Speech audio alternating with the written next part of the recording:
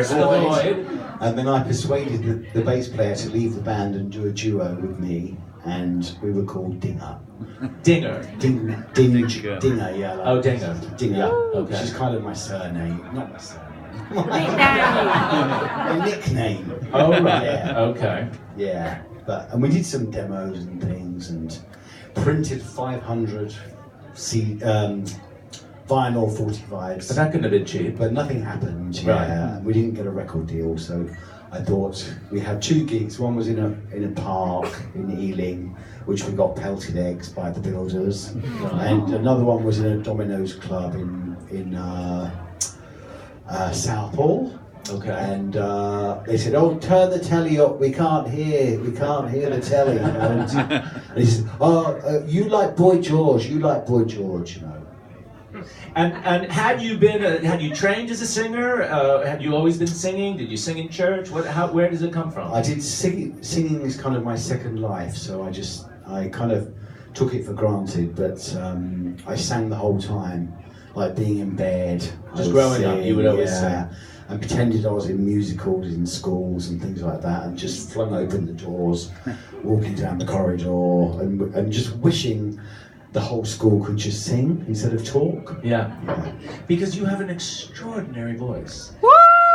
Truly, something, there are very few singers that come along with a voice that powerful and that ability to have that amazing sort of stadium-filling power, but also subtlety the next moment. Yeah, I do. I do love it, which sounds quite vain, but I found it very calming. Like when you're singing in bed, because you're in the blankets and you're all warm, and your kind of vibrations of your skeleton kind of, go in time with your singing. Yes. So it's almost like being a baby but rocking yourself to sleep.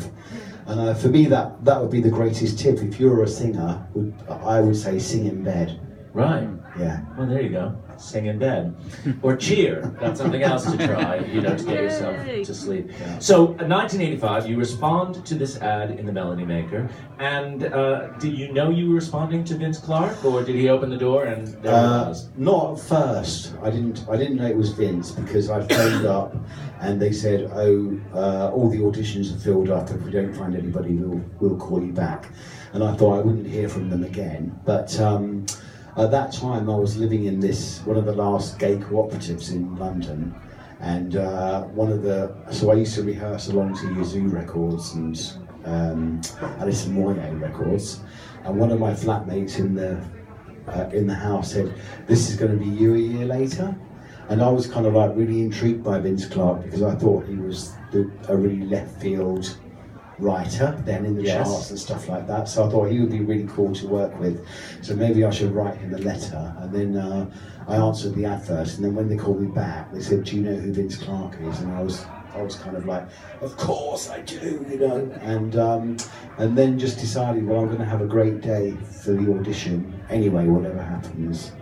And I was just thrilled that it happened. And what did you sing for the audition? I sang 2 songs. One song was called Who Needs Love Like That, which was our very first single, which was a kind of a flop. And I'd never ever tried falsetto, and it just kind of came out on this day, And then another tip, we get mixed up, but Vince reckons it was My Heart So Blue, but I think it was this other song called One Day, which he had released with a guy called Paul Quinn.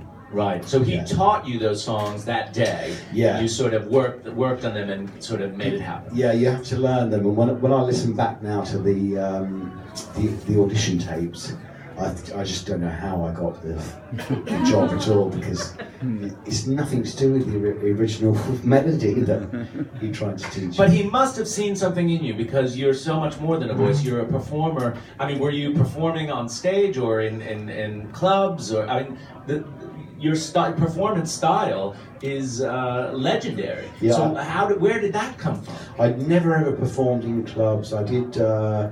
Apart from those 2 gigs, I didn't really know how to hold a mic, so I'd been to one audition that was for a Bow Wow Wow spin-off band. Right. And that was at Blackwing Studios, which Vince used to half own, with Eric Radcliffe, who produced Yazoo. And Vince Clarke was in the studio, and I saw him playing the Space Invaders machine, and I thought, like, oh, that's Vince Clarke, oh, he's amazing, you know. And then probably like 2 years later, we met. But no, I had no performance experience apart from playing It's a Knockout in the back garden where we lived, and spraying the lawn with fairy liquid.